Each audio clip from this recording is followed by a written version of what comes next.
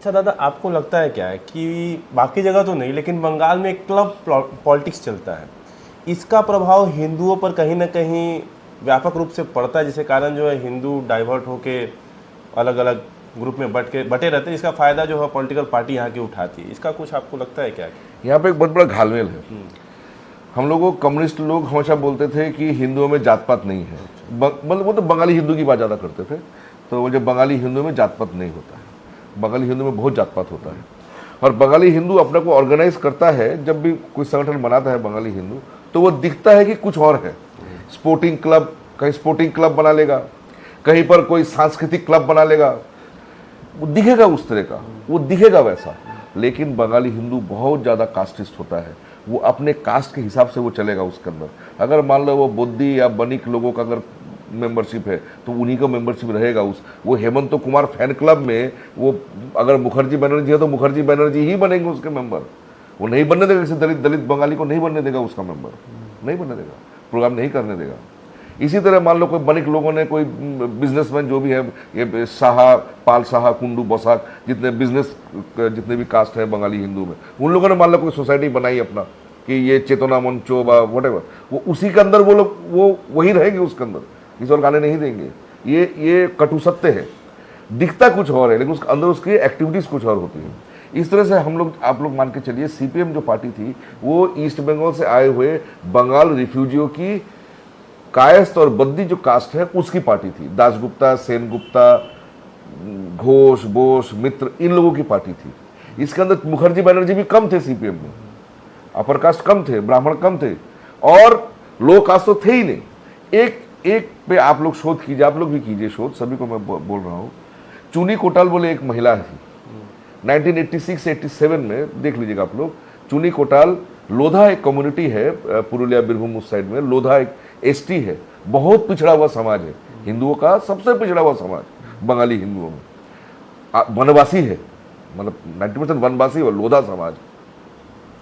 लोधा समाज की वो कन्या हमारी, वो माता चुनी कोटाल, वो कलकत्ता विश्वविद्यालय की पहली ग्रेजुएट बनी उस समाज से, लोधा समाज से। लोधा समाज से पहली ग्रेजुएट 1980 में या 84 में ऐसे उस समय, उसको फिर एसटी कोटा में उसको फिर नौकरी मिली, सब कुछ मिला।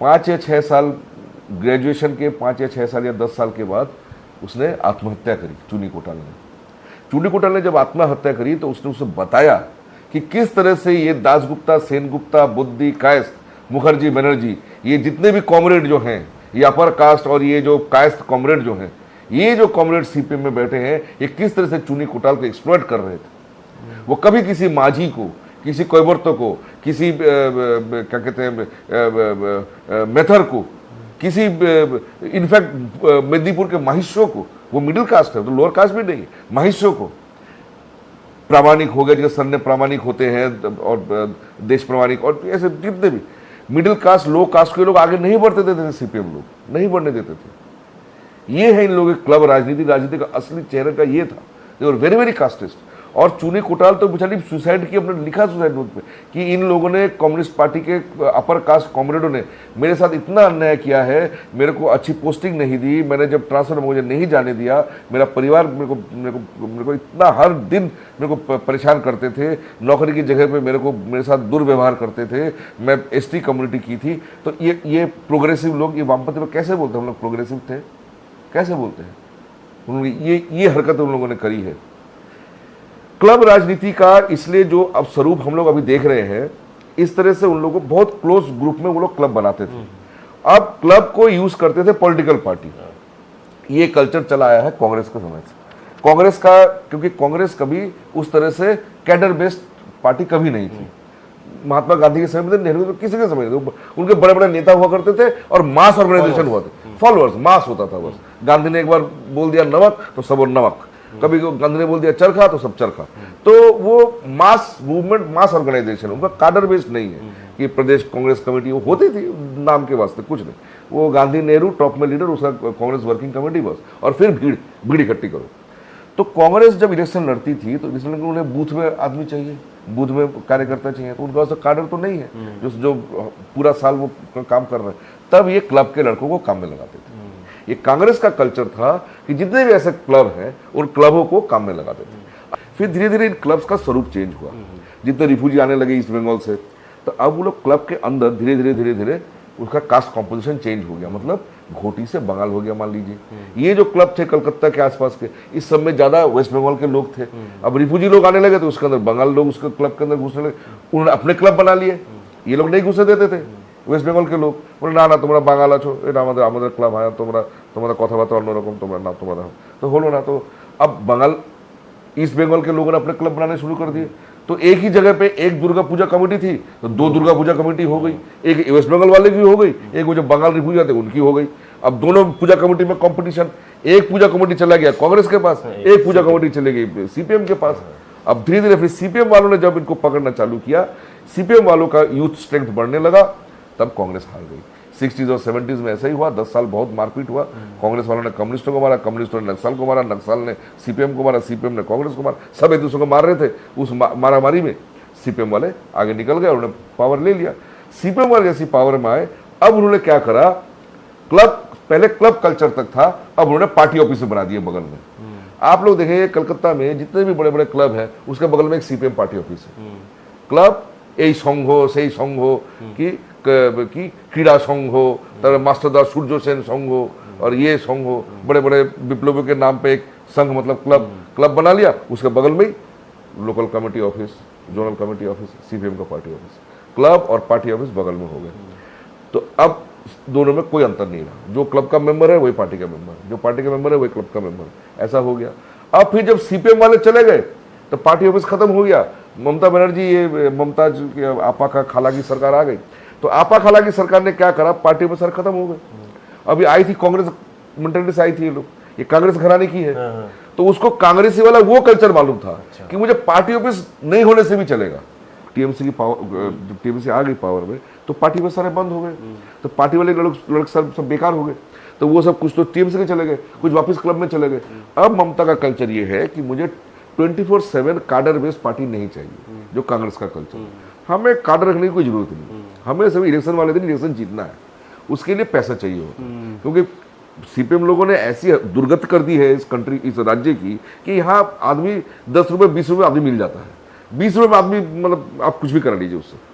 तो बोले यहाँ तो इतना लेबर सस्ता हो गया है, तो कौन पार्टी ऑफिस क्या मेंटेन करना, बेकार उनको सारे सालों खिलाना, उनको ये वो, कुछ कोई जरूरत नहीं वो करने की, कोई क्या लेवी और ये वो फुल टाइमर का भत्ता और ये वो, उधर करने की जरूरत नहीं, सब मारो गोली, सब फुटो यहाँ से, सिंडिकेट बनाओ, अपना तोलाबाजी गैंग बनाओ, माफिया बनाओ, उसमें रहो, क्लब में बैठे रहो। इलेक्शन आएगा हम क्लब वालों को बोल देंगे, एक एक एरिया डिवाइड कर दिया है, भाई देखो ये तुम्हारा एरिया है, इसमें तुमको इतने वोट तुमको ला के देना, जैसे भी लाओ, तुम जैसे भी लाओ, तुम वो आधार कार्ड वोटर कार्ड रख लो अपने पास, खुद ही बटन दबाओ, या काउंटिंग के टाइम पर जाके बम मार के काउंटिंग चेंज कर दो, तुम्हारा अपना टेक्नोलॉजी है, तुम जो टेक्नोलॉजी तुम्हारे वहाँ अप्लाई होता है वो अप्लाई करो, करके यहाँ से मेरे को ये इतनी की लीड मुझे चाहिए। क्यों, कुछ कुछ जगह है जहाँ सीपीएम, जहाँ टीएमसी नहीं कर सकेगा, जैसे कस्बा हो गया, वहाँ 2-3 बूथ में 2-3 वार्ड में वो नहीं कर पाएगा, वहाँ हिंदू ज़्यादा है, वो बीजेपी के वोटर है। अब हिंदू वोटर जो है वो अब ममता को देने वाला है नहीं, हिंदू वोटर वो बहुत मार खा चुका है।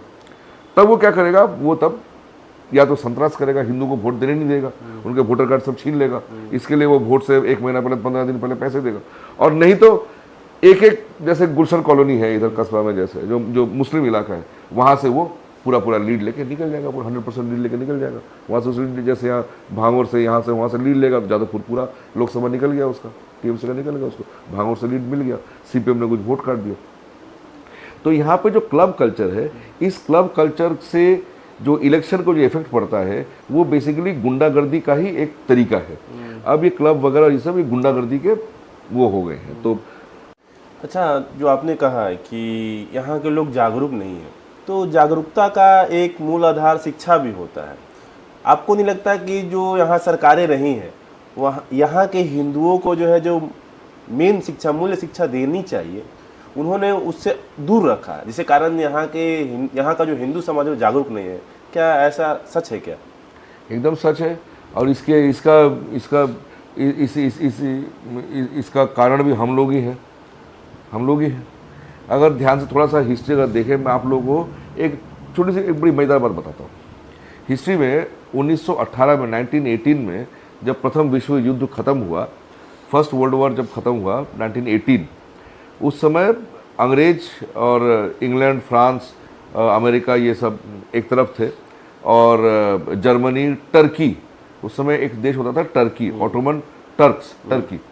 टर्की का जो सुल्तान था 1918 में, उसको खलीफा बोलते थे, वो खलीफा। अब तुर्की का जो सुल्तान होता था वो उसका फैमिली नेम था ऑटोमन, मतलब अल्तुनिया, और वो तुर्की है, वो जो सुल्तान है वो अपने को खलीफा बोलता था कि मैं सिर्फ तुर्की का सुल्तान नहीं हूँ, मैं अरब का भी खलीफा हूँ, मैं ईरान का भी खलीफा हूँ, मैं इजिप्ट का भी खलीफा हूँ, मैं भारत में जितने मुसलमान हैं उनका भी मैं खलीफा हूँ, मलेशिया में जितने मुसलमान उनका भी मैं खलीफा हूँ, सबका मैं खलीफा हूँ, खलीफा सबका हेड। अब 1918 में अंग्रेजों ने जंग जीत ली, पहली जंग अजीम जो है फर्स्ट वर्ल्ड वॉर, वो जीत ली। जीतने पे उन्होंने तुर्की को हरा दिया। तुर्की ऑपोजिट साइड में था, अंग्रेजों के खिलाफ खड़ा था, तो तुर्की हार गई, जर्मनी भी हार गई फर्स्ट वर्ल्ड वॉर, और ये ब्रिटानिया या अंग्रेज जीत गए। उन्होंने सुल्तान को हरा दिया, सुल्तान को हटा भी दिया, तुर्की से सुल्तान हट गया और खिलाफत ख़त्म हो गई। तो सुल्तान को मार डाला, सुल्तान मर गया, जो भी हुआ। और तुर्की में एक अलग से एक विप्लव, एक क्रांति भी हो गई तुर्की में क्रांति हो गई, और खलीफा जब चला गया तो खलीफा मर गया, सल्तनत चली गई तुर्कों की, तो सल्तनत ख़त्म, खिलाफत ख़त्म, और सब खत्म हो गया, सब किस्सा ख़त्म हो गया। तुर्की पे कब्जा भी कर लिया अंग्रेजों ने, तुर्की के साथ साथ अंग्रेजों ने मक्का, मदीना सब पे कब्जा कर लिया, अरब पे कब्जा कर लिया, क्योंकि वो सब तुर्की सल्तनत में आते थे, अरब वगैरह सब तुर्की के अंडर में आते थे। तो तुर्की हार गया तो इन्होंने अरब पे भी कब्जा कर लिया अंग्रेजों ने। आज जो इजिप्ट पे कब्जा कर लिया, Egypt, Lebanon, Jordan, Iraq, Syria, Arab, इसके ऊपर कब्जा कर लिया इन लोगों ने, अंग्रेजों ने। अब सुल्तान चला गया, खलीफा चला गया, मक्का मदीना पे, जजीरा जो बोलते हैं लोग, उनका जो होली लैंड है, मक्का मदीना पे अंग्रेज का कब्जा हो गया। अंग्रेज मतलब सलीबी, अंग्रेज मतलब बदमाश, वो तो काफिर है एक तरह से, तो सलीबी है, वो झूठा है, मक्कार है, वो मुर्ताद है। तो अंग्रेज फिरंग ने, मुर्ताद ने कब्जा कर लिया है मक्का मदीना पे। तो इसको लेके कहीं पर कोई ज़्यादा उतनी बातचीत हुई नहीं। कुछ लोग दुखी होते रहे, पुराने जो कंजर्वेटिव लोग थे वो दुखी होते रहे, अरे सुल्तान का वक्त चला गया, खलीफा मर गया, ये वो, हाय हाय हाय तौबा। अब आप लोग देखिए कैसी मज़ेदार बात है, जिस अंग्रेज ने तुर्की के सुल्तान को हराया फर्स्ट वर्ल्ड वॉर में, उसको मारा, उसको भगाया, उसकी सल्तनत, उसका पूरा एरिया कब्जा कर दिया अंग्रेज ने, वही अंग्रेज, उसी अंग्रेज का इंडिया 1918 में इंडिया अंग्रेज के अंडर में ही है। वही अंग्रेज, जिस अंग्रेज ने तुर्की को हराया, वही अंग्रेज हिंदुस्तान पे भी राज कर रहा है। अब हिंदुस्तान में जब ये लोग मुसलमान चिल्लाने लगे कि हमें खिलाफत वापस चाहिए, खिलाफत आंदोलन क्या है? खिलाफत आंदोलन जिसको गांधी ने समर्थन किया 1920 में, खिलाफत आंदोलन यही था शौकत अली और मोहम्मद अली का कि हमें खिलाफत वापस चाहिए, हम खलीफा चाहते हैं, फिर से तुर्की के सुल्तान को फिर से खलीफा बनाया जाए और मक्का मदीना से अंग्रेज बाहर निकले और तुर्की के सुल्तान को, खलीफा को मक्का मदीना हैंडओवर किया जाए। यह है खिलाफत का आंदोलन। खिलाफत का जो मूवमेंट है वो मूवमेंट है कि हमें खलीफा वापस चाहिए। जिस अंग्रेज ने सुल्तान को और खलीफा को इतनी बुरी तरह शिकस्त दी, उसको हराया, मारा, खत्म कर दिया, उसका पूरा राज्य हड़प लिया, वो अंग्रेज हिंदुस्तान में मोहम्मद अली, शौकत अली को अरेस्ट तो करता ही नहीं था, उसके अगेंस्ट में कोई एफआईआर, कोई केस भी नहीं दायर किया। खिलाफत करने वालों को ना तो जेल में डाला, ना कोई पुलिस की कार्रवाई करी, ना उनको बताया कि मत करो, ये आंदोलन गलत है, कुछ नहीं। जो अंग्रेज खिलाफत को खत्म कर चुका था, वही अंग्रेज, दोगला अंग्रेज, हिंदुस्तान में खिलाफत आंदोलन को पीछे से मदद दे रहा था। इधर दिन में तो उसने खलीफा को मार दिया और रात को हिंदुस्तान के मुसलमानों को बोल रहा है कि तुम खलीफा के लिए आंदोलन करो। ये जो दोगलेपन की राजनीति है, अंग्रेजों से सीखी हुई है, ये हम लोगों ने अंग्रेजों से सीखी है। तो अंग्रेज ने 1918 में यही काम किया, तुर्की के सुल्तान को हरा दिया, खलीफा को हरा दिया, और इधर अली ब्रदर को इनडायरेक्टली हेल्प कर रहा है कि तुम खिलाफत आंदोलन करो, खिलाफत आंदोलन करो। चलिए, अंग्रेजों के हर दस्तावेज में, हर रिकॉर्ड में, हर चिट्ठी में अंग्रेज गांधी को हमेशा यही बोलता था, our man, he is our man. Gandhi अंग्रेजों का आदमी था throughout British period, through हर दस्तावेज में आप देख लीजिए। आप लोग जॉर्ज ऑरवेल का पूरा, उसको जॉर्ज ऑरवेल ने पूरा लिखा है, उसके ऊपर एक आर्टिकल है उसका, कि गांधी कैसे अंग्रेजों को मदद करी, अंग्रेजों को गांधी ने, कि जब वो यहाँ से गए तो अपनी सिर्फ जान बचा के नहीं गए, अपना पैसा कौड़ी, सोना चांदी सोना जो था वो सब लेके जा सके। अंग्रेज अपना पैसा वैसा सब लूटा हुआ पैसा लेके जा सके, इसके लिए गांधी को काम में लगाया था, और ज्यादा कुछ हरकत नहीं थी अंग्रेजों को। अब अंग्रेजों को जब खिलाफत आंदोलन जब मदद करनी थी, गांधी आवर ओन मैन, अंग्रेज का अपना आदमी गांधी, उसको लगा दिया इस काम में कि तुम खिलाफत की मदद करो। कांग्रेस की मदद जैसे ही घुसी खिलाफत के अंदर, खिलाफत का आंदोलन इतना बड़ा हो गया। कांग्रेस सारे घुस गए इसके अंदर, सारे हिंदू चले गए खलीफा को मांगने के लिए। हिंदू को क्या लेना देना खलीफा से?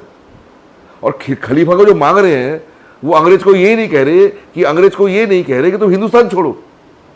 गांधी कैसा एजेंट था आप देखो, और पॉलिटिक्स कैसी होती हिंदुस्तान में आप देखिए। हिंदुओं की गाड़ी उसी दिन पटरी से उतरी जिस दिन गांधी ने हम लोग ऐसा उल्लू बनाया, क्योंकि वो अंग्रेज का आदमी था। अंग्रेज ने कांग्रेस कमेटी को, गांधी ने कांग्रेस कमेटी को समझाया। अब आपको मालूम होना चाहिए, कांग्रेस कमेटी में खिलाफत की मदद करने के खिलाफ, उसके अगेंस्ट में, खिलाफत के अगेंस्ट में कौन सबसे पहले बोला था कांग्रेस कमेटी? आप लोग को मालूम है? मोहम्मद अली जिन्ना तब कांग्रेस का आदमी था। उसने गांधी को बोला, गांधी तुम क्या उल्टी पट्टी पढ़ा रहे लोगों को? वो चाह रहे, वो अरब को लेके उनका सरदर्द है, उनको तुर्की को लेकर सरदर्दी है। खिलाफत वालों को तो इंडिया से लेने देने नहीं। वो तो बोल ही नहीं रहे कि तुम अंग्रेजों भारत छोड़ो, वो तो बोल रहे अंग्रेजों मक्का छोड़ो, मदीना छोड़ो, तुर्की छोड़ो। उनके साथ हम क्यों जाए भाई? हम कांग्रेसी, जिन्ना बोल रहे हैं, हम उनके साथ क्यों जाए?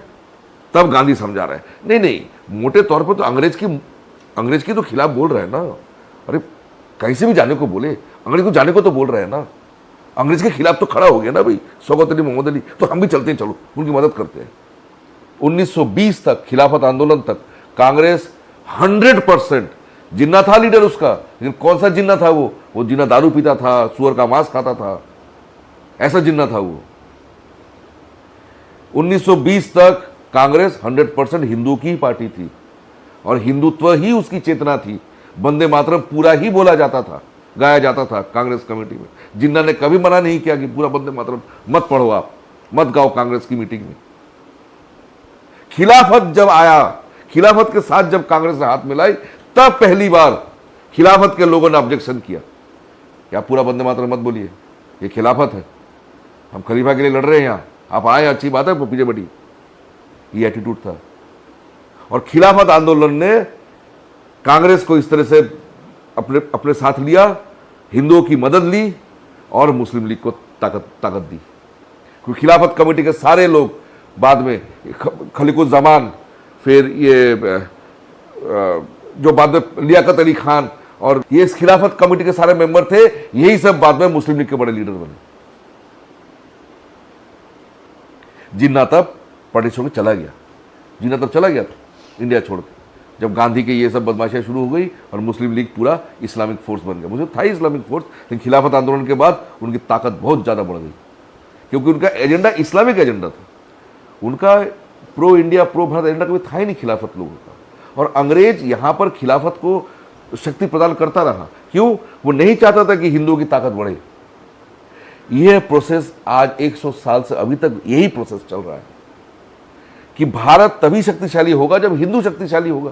तो सीधी सी कॉमन सेंस की बात। वीर सावरकर यही बोल बोल के वो मर गए बेचारे, खत्म हो गए बेचारी बात को बोलते हुए कि भाई हिंदुस्तान का ठेका किसी ने नहीं दिया, हिंदुस्तान से लेना देना सिर्फ हिंदुओं का है। क्योंकि हिंदू जब तक नहीं रहेगा तो भारत नहीं रहेगा, भारत खत्म हो जाएगा। कौन है भारत के लिए कौन है? भारत माता की संतान कौन है? मुसलमान बोलता है भारत माता की संतान, बोलता है, कभी नहीं बोलेगा।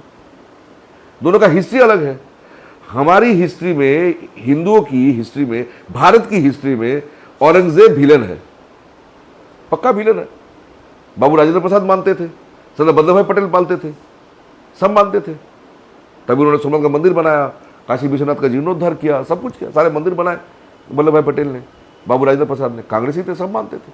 मतलब भारत के इतिहास में औरंगजेब विलन है, विलन है, पक्का विलन है, पक्का। वामपंथी कुछ बोलते रहे, वो तो पागल, उनको छोड़ो, वो तो औरंगजेब विलन है, सब जानते हैं, भारत का बच्चा बच्चा जानता है, हर एक हिंदू जानता है औरंगजेब विलन है। एक मुसलमान को बोलिए वो औरंगजेब को हजरत ना बोल के सिर्फ औरंगजेब बोले। हर एक मुसलमान औरंगजेब को हजरत बोलता है, हजरत औरंगजेब। एक मुसलमान को आप विश्वास दिलाइए, उससे बुलवाइए कि औरंगजेब विलन था। तो उनके हीरो हमारे विलन हैं, हमारे हीरो उनके विलन हैं। एक मुसलमान बोले कि शिवाजी महाराज की जय बोले, बोलेगा? नहीं बोलेगा, कुछ नहीं बोलेगा, वो चुप हो खड़ा रहेगा। तो हमारे हीरो उनके विलन है, उनके विलन हमारे हीरो हैं। तो एक ही बिनते में ये दो कैसे हो जाते हैं? तो एक बिनतों में ये बंगला है, एक ही बिनते में दो कैसे हो जाते हैं? हमारे शिवाजी महाराज उनके लिए विलन है, उनका औरंगजेब हमारे लिए विलन है, एक कैसे हो गया? और जो औरंगजेब की बात करेगा, औरंगजेब की बात को आगे बढ़ाएगा, तो वो तो पाकिस्तान पैदा करेगा, वो थोड़ी इंडिया पैदा करेगा, ये इंडिया को आगे बढ़ाएगा। तो वीर सावरकर यही बोल रहे हैं कि भाई हिंदू इस देश को आजाद कराना, फिर आजाद कराने के बाद देश को अच्छे से रखना, इसको आगे बढ़ाना, इस देश को डेवलप करना, ये सब हिंदू तुम्हारा दायित्व है। तुम्हारे को कोई मदद नहीं करेगा इस काम में। धीरे धीरे आखिर में इरफान हबीब और उन्होंने क्या लिख डाला कि औरंगजेब भारत का हीरो है। अरे वामपंथी, तुम मूर्ख है, मूढ़ है, गधा है, क्या है? तुम तो लिखा पढ़ा आदमी होता है वामपंथी। तुम प्रूव करो औरंगजेब कैसे भारत का हीरो है, बताओ कौन से एंगल से? जीडीपी बढ़ाया उसने, क्या कहते हैं, भारत का ट्रेड बढ़ाया, कॉमर्स बढ़ाया। औरंगजेब के समय में इतनी पॉपुलेशन की दुर्गति थी, बड़े बड़े महामारियों के उल्लेख हैं इतिहास में। जोधा सरकार की किताब में मुझे उल्लेख है कि औरंगजेब के समय में भूखमरी थी। वो इतने, शाहजहां के समय से भूखमरी शुरू हो गई थी। शाहजहां ने सारा पैसा, ये ताजमहल और ये वो अगल ये सब लाल किला और लाल किला जामा मस्जिद बनाने में सारा पैसा बर्बाद कर दिया। उस पैसों को भरपाई करने के लिए औरंगजेब ने लूट गारत और कत्लो गारत और लूट खसोट शुरू कर दी। शाहजहां से लेकर औरंगजेब के समय तक तकरीबन 60-70 साल का दौर है। शाहजहां और औरंगजेब मिला के तकरीबन 70 साल है। इन 70 सालों में हिंदुओं को एकदम खत्म कर दिया दोनों ने मिलकर। पैसा कौड़ी सब लूट लिया, रोजगार सब, सारे मंदिर लूट लिए। मंदिर क्यों लूटते थे? मंदिरों में हमारी हुंडी होती है। हमारे हम जो बिजनेस करते हैं हिंदू, हम भगवान के नाम से बिजनेस करते हैं, क्योंकि बिजनेस विश्वास पे चलता है। तो भगवान की हुंडी को लेकर जो बिजनेस करेगा वो कभी किसी का पैसा नहीं मारेगा। तो इसलिए मंदिर होते बैंक, क्योंकि बैंक, मंदिर में होता है विश्वास, और बैंक विश्वास की जगह है, वहां पैसा जमा है हिंदुओं का। तो हुंडी, हमारा हुंडी सिस्टम मंदिर का बिजनेस सिस्टम है। सारी हुंडियां तोड़ी हैं औरंगजेब ने, सारा सोना लूटा है मंदिरों का। क्यों? कि उसके बाप ने ताजमहल बनाने में और ये सब करने में, रंग रलियों में और दुनिया भर की नाच गाने में और अफीम और शराब में पूरा बर्बाद कर दिया उसने। मुगलों की सारा पैसा बर्बाद किया, हिंदुस्तान का पैसा बर्बाद किया। और बाद में ये इरफान हबीब पर कहाँ से लेकर आए हैं दुनिया भर का रिकॉर्ड कि उस समय भारत इतना उन्नतिशील था, ये था वो था। भारत का जीडीपी बढ़ा है मुगलों के बाद, आपको मालूम होना चाहिए। भारत का जीडीपी बढ़ा है मुगलों के बाद, जब अंग्रेजों के साथ हिंदुओं ने बिजनेस करना शुरू किया। अंग्रेजों के साथ इतिहास का ये एक पर्व है, दूसरा पर्व है, इसको और तरीके से समझना होगा। क्योंकि अंग्रेजों के साथ बिजनेस में हिंदुओं ने किया है, पहले मुसलमानों ने नहीं किया बिजनेस। जब हिंदुओं ने अपना बिजनेस चालू किया अंग्रेजों के साथ, तब धीरे धीरे फिर से जीडीपी बढ़ा है। दो धारे हैं इंडियन हिस्ट्री में। 18th सेंचुरी को डार्क सेंचुरी बोलते हैं। कौन बोलते हैं? ये मुसलमान, ये कम्युनिस्ट, ये बोलते हैं 18th सेंचुरी डार्क सेंचुरी है। मतलब 1700 ही पकड़ लेते हैं वो, हालांकि वो पकड़ना चाहते हैं 1707 से, क्योंकि 1707 में औरंगजेब मरा 1707 में। और बसई की चुक्ति, बसई का एग्रीमेंट, मतलब जब वेलेस्ली हेस्टिंग्स के साथ पूना के पेशवा ने 1803 में एग्रीमेंट किया। जब पेशवा ने अंग्रेजों के साथ एग्रीमेंट किया और तकरीबन 100 साल का ये जो है ये पीरियड खत्म हुआ। तो औरंगजेब के मरने से लेकर पूना के पेशवा की एग्रीमेंट तक वो लोग 100 साल मान के चलते हैं कि ये काला अंधकार का 100 साल है, अंधकार है। क्यों? मुगल साम्राज्य का पतन हो रहा है, मराठों का उत्थान हो रहा है, हिंदू राष्ट्र बन रहा है, इसलिए काला दौर है, ये अंधकार है। ये जो 100 साल है 1707 औरंगजेब के मरने से लेकर पूना के पेशवा लोगों का और फिर महाजी सिंधिया वगैरह इन लोगों का, जब 1804 में जब दिल्ली में फिर से मराठों ने दिल्ली पे कब्जा किया, अंग्रेजों ने कब्जा किया, मराठों ने कब्जा किया, हिंदू का जब कब्जा जब था और सिखों का, महाराजा रणजीत सिंह का कब्जा जब था पंजाब में और नॉर्थ इंडिया में, ये जो 100-150 साल है, इसी 150 साल में भारत का जीडीपी बढ़ा है। जब हिंदू यहाँ शासन करते थे, मुगल जब खत्म हो गए और हिंदू का शासन फिर से आया, अभी भी अंग्रेज का शासन शुरू नहीं हुआ, मुगल का शासन खत्म हुआ और अंग्रेज का शासन शुरू हुआ, इसके बीच में 150 साल है। जवाहरलाल सरकार, रमेश चंद्र मजूमदार सब यही इसी 150 साल की बात करते हैं कि इसी 150 साल में हिंदू पातशाही में हिंदुस्तान का जीडीपी बढ़ा, हिंदुस्तान फिर से सोने की चिड़िया बना। 150 साल में हिंदू ने रिवाइव कर दिया। 700 साल की जो लूटपाट थी, 600-700 साल जो लूटा था मुगलों ने और मुसलमानों ने, उसको हिंदुओं ने 150 साल में रिवाइव कर दिया। इतनी शक्ति है हिंदुओं में, 150 साल मेहनत करके उसको वापस उस सोने की चिड़िया बना दिया था। इसी 18th सेंचुरी में ही बना है जीडीपी। ये इमानुएल वॉलस्टाइन जो वर्ल्ड सिस्टम्स थ्योरी का जो करते हैं, वॉलस्टाइन का जो थ्योरी है, जो बाहर के, जो इंग्लैंड में और जो अमेरिका में जो रिसर्च हुआ है, वो ये बताता है। और इंडिया के ये बदमाश इरफान हबीब और रुमिला थापर उल्टा बताते हैं। उन लोगों का रिसर्च ये है, जहां पूरा डिटेल्स रिसर्च करा है उन लोगों ने, 18th सेंचुरी में ही भारत का जीडीपी बढ़ा। 17th सेंचुरी में भारत का जीडीपी धीरे धीरे कम हो रहा था और औरंगजेब के टाइम पर तो उसने पूरा कंट्री को भिखारी बना दिया था। पूरा पैसा लूट के उसने बर्बाद कर दिया था। हर जगह उसने सेना लगा दी, पुलिस लगा दी, हर जगह मारपीट करता था औरंगजेब। तो युद्ध करते रहोगे तो जीडीपी कैसे बढ़ेगा? युद्ध जब खत्म हुआ, औरंगजेब का जब अत्याचार खत्म हुआ, उसके बाद फिर भारत ने रिवाइव किया और 150 साल में भारत को हिंदुओं ने अपनी मेहनत से फिर से सोने की चिड़िया बनाया। उसके बाद अंग्रेजों ने फिर लूटना चालू किया, फिर लूटना चालू किया अंग्रेजों ने 1820-1830 के बाद से। हमारी वापिस आई हुई संपत्ति, जो संपत्ति हमसे मुसलमानों ने लूट ली थी, वो जब हमने 150 साल में जब फिर हमने बनाई, उसको जब फिर अंग्रेज लूटने लगा, तब 1857 हुआ। 1857 में फिर हिंदुओं ने बताया कि ऐसे लूट खसोड़ मत करो, हम मारेंगे तुम्हें। अंग्रेज उसके बाद सिर्फ 90 साल रह पाया, 1857 से 1947। 90 साल के अंदर वो भाग गया और गांधी था बीच में लास्ट में एजेंट, तो थोड़ा बहुत पैसा लेके भाग सका। नहीं तो अंग्रेज बिना कपड़ों के भागता, बिना कपड़ों के भागता अंग्रेज यहां से, अगर गांधी नहीं होता तो।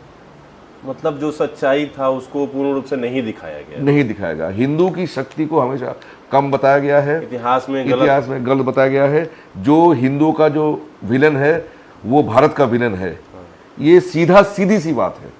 इसको ही इन्होंने ऐसा इसकी जलेबी बनाई है, ऐसा इसका मुरब्बा बना है इन लोगों ने कि अब इस छोर से उस छोर को मिला नहीं पा रहे, बीच में ऐसा जंजाल कर दिया है। वो जो पतंग का मांझा होता है वो ऐसा कर देगा, अब खुल ही नहीं रहा है, वो उसको खोल ही नहीं पा रहे। लेकिन सीधा इस सिरे से इस सिरे तक सीधा लॉजिक है।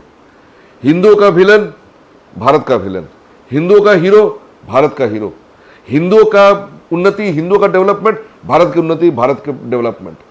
लॉजिक है, सिंपल लॉजिक है।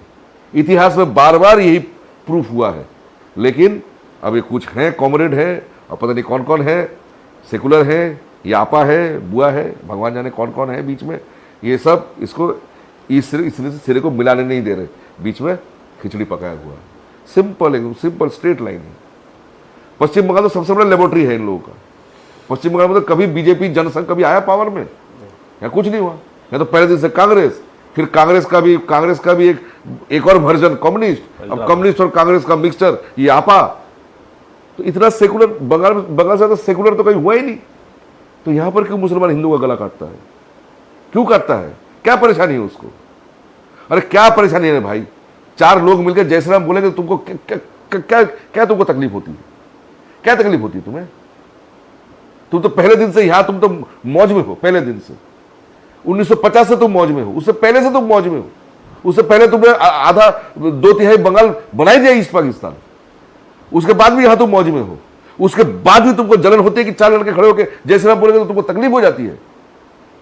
तो यही सेकुलरिज्म का रिजल्ट यही है। इसका मतलब सेकुलरिज्म का रिजल्ट मतलब यही है कि हिंदू अपना नाम भी ना बताए, हिंदू ना बोले कि हम हिंदू हैं। यही है सेकुलरिज्म। क्योंकि बंगाल तो सबसे बड़ा, मतलब क्या बोलेंगे उसको, मतलब सर्न या क्या हेल्ड्रॉन, जो फिजिक्स का बड़ा लेबोरेटरी होता है, जो दुनिया का सबसे बड़ा फिजिक्स का लेबोरेटरी बना हुआ है स्विट्जरलैंड में, वो सेकुलरिज्म का लेबोरेटरी बना हुआ है वेस्ट बंगाल। सबसे ज्यादा तजुर्बे सेकुलरिज्म के बंगाल में हो रहे हैं।